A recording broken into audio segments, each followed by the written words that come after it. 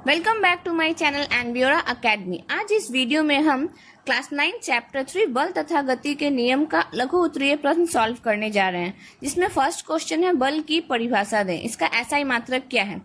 किसी वस्तु की अवस्था में परिवर्तन करने या करने का प्रयास करने वाले कारण को ही बल कहते हैं और इसका एसआई मात्रक न्यूटन होता है या फिर केजी मीटर पर सेकंड स्क्वायर होता है। सेकंड क्वेश्चन है नीचे दिए गए उदाहरण में गेंद का वेग कितनी बार बदलेगा? फुटबॉल के खेल में एक खिलाड़ी ए गेंद पर किक लगाकर उसे अपनी टीम के दूसरे खिलाड़ी बी तक पहुंचाता है, फिर बी उस गेंद को किक लगाकर गोल की ओर पहुंचाने का प्रयास करता है। विपक्षी टीम का गोलकीपर सी गेंद को पकड़ता है और अपनी टीम के खिलाड़ी डी की ओर किक करता है।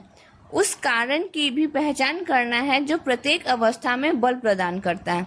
फर्स्ट क्वेश्चन है इसमें कि जब ए गेंद पर किक करता है तो वह क्या होता है? तो पहले तो गेंद विराम अवस्था में रहता है और विराम से वह क्या होता है? गति में आता है, मतलब कि यहाँ पे क्या हो रहा है? वेग बदल रहा है।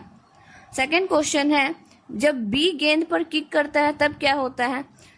तो जब बी गेंद पे किक करेगा तो वह क्या करता है? दिशा बदलता है। इसमें भी क्या होगा? वेग बदलेगा। और जब सी गेंद पकड़कर डी की ओर किक करता है तो गेंद की दिशा जो है फिर से बदलती है। उस दिशा में तो बदलाव हुआ ही था, लेकिन फिर से वो उसमें दिशा का बदलाव होगा, तो तीनों ही में क्या होता है? वेग बदलता है। नेक्स्ट क्वेश्चन नंबर 3 है संतुलित और असंतुलित बलों की परिभाषा लिखनी है। संतुलित बल क्या होता है? यदि किसी वस्तु पर कार्य करने वाले सभी बलों का सदिश योग शून्य हो तो उन बलों को ही क्या कहते हैं? संतुलित बल कहते हैं। जस्ट इमेजिन कोई एक वस्तु है और उसको दोनों साइड से खींचा जा रहा है सेम बल से, तो क्या होगा? उसका परिमाण शून्य होगा। वो ना इधर जाएगा ना उधर जाएगा, जिस जगह है वहीं पे स्थिर रह जाएगा, तो इसका परिमाण क्या हो जाएगा? शून्य हो जाएगा। जबकि असंतुलित बल क्या होता है? यदि किसी वस्तु पर कार्य करने वालों सभी बलों का सदिश योग शून्य नहीं होता है तो उसी बल को क्या कहते हैं? असंतुलित बल कहते हैं। सेम ऑब्जेक्ट है, अगर एक साइड से 10 न्यूटन का बल लग रहा है और एक साइड से 15 न्यूटन का बल लग रहा है, तो जिधर बल ज्यादा होगा वह वस्तु उधर खिंचा जाएगा। इट मीन्स कि इसमें जो परिमाण होगा वह शून्य नहीं होता है। फोर्थ क्वेश्चन है जड़त्व का नियम क्या है? इसे किस वैज्ञानिक ने प्रतिपादित किया था? तो यदि कोई वस्तु विराम में हो या गति में हो तो वह उसी अवस्था में रहना चाहती है तब तक जब तक कोई बाहर से बल ना लगे। इसे ही जड़त्व का नियम कहते हैं। और जड़त्व का नियम प्रतिपादित किया था महान वैज्ञानिक सर आइजैक न्यूटन ने। क्वेश्चन नंबर 5 बलों के समूह द्वारा उत्पन्न हो सकने वाले प्रभावों का उल्लेख करें। तो इससे बहुत कुछ प्रभावित होता है, जैसे कि सबसे पहले क्या होगा? गति की अवस्था में परिवर्तन होगा। अवस्था मतलब अगर वह विराम अवस्था में है तो गति में भी हो सकता है, और गति अवस्था में है तो वह विराम में भी आ सकता है। सेकंड क्या होगा? गति की दिशा में परिवर्तन हो जाएगा। जस्ट अगर हम साइकिल चला रहे हैं, हैंडल टर्न करते हैं तो क्या होता है? उसमें दिशा में परिवर्तन हो जाता है। थर्ड क्या है? आकार में परिवर्तन। मिट्टी से हम लोगों का घड़ा बनाते हैं तो उसका आकार बदल जाता है।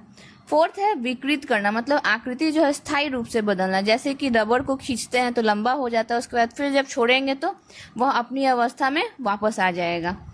और आकृति में स्थायी परिवर्तन मतलब वह परमानेंटली चेंज हो जाएगा। जैसे कि घड़ा जो हमने बनाया था अभी मिट्टी का, वह क्या है? वो भी आपका स्थायी परिवर्तन हो जाएगा। क्वेश्चन नंबर 6 है न्यूटन के प्रथम गति का नियम बताना है, उसकी व्याख्या करनी है।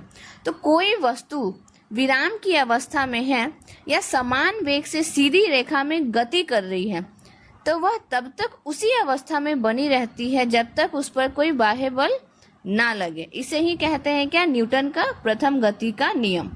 नेक्स्ट क्वेश्चन नंबर 7 है जड़त्व क्या है? यह कितने प्रकार का होता है? तो किसी वस्तु का अपनी विराम अवस्था या समान वेग से सीधी रेखा में गति की अवस्था में बने रहने का जो गुण होता है उसे ही जड़त्व कहते हैं।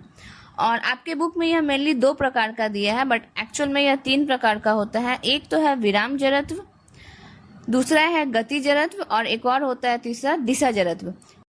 विराम जड़त्व क्या होता है? किसी वस्तु का विराम अवस्था में बने रहने का गुण जो होता है वही विराम जड़त्व कहलाता है। गति जड़त्व क्या है? अगर कोई वस्तु का समान वेग सीधी रेखा में ही गति कर रहा है, उसी अवस्था को गति जड़त्व कहते हैं। नेक्स्ट क्वेश्चन नंबर 8 है, जड़त्व और द्रव्यमान के संबंध को स्पष्ट करना है।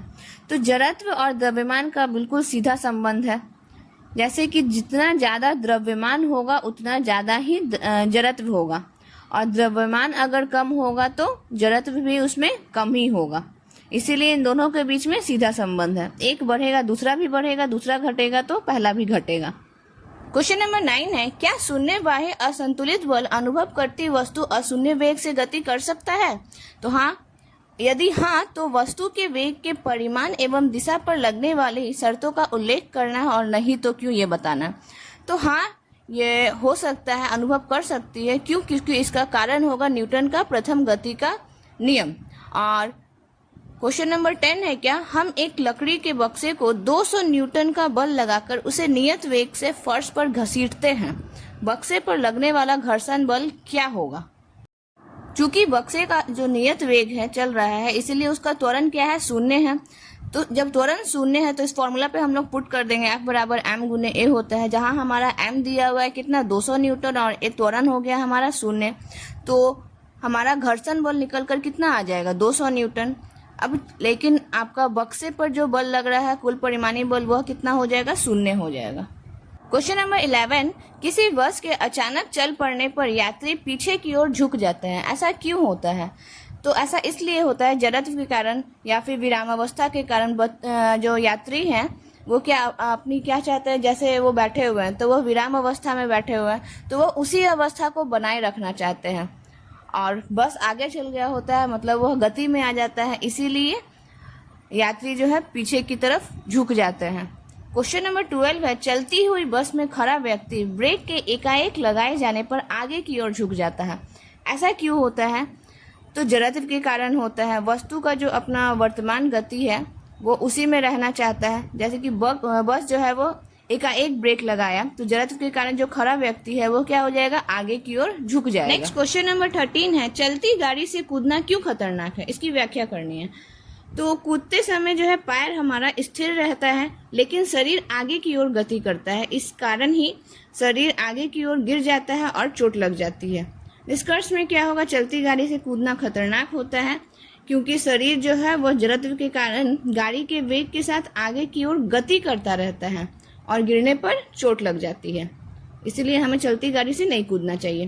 क्वेश्चन नंबर 14 है, फिसलन वाली जमीन पर चलना कठिन क्यों होता है? व्याख्या करना है। तो जो फिसलन वाली जमीन पर जो जूते और जमीन के बीच में बल लग रहा होता है, वो कौन सा बल होता है? घर्षण बल। वो बहुत ही कम हो जाता है। घर्षण बल कम होने के कारण हमारे पैर पीछे की ओर फिसलते हैं और आगे की ओर पर्याप्त बल नहीं मिल पाता है। इससे क्या होगा? चलना कठिन हो जाता है और गिरने की संभावना भी बढ़ जाती है। अब नेक्स्ट क्वेश्चन 15 से 27 तक जो रिमेनिंग है वो हम लोग नेक्स्ट वीडियो में देखेंगे, पार्ट 3।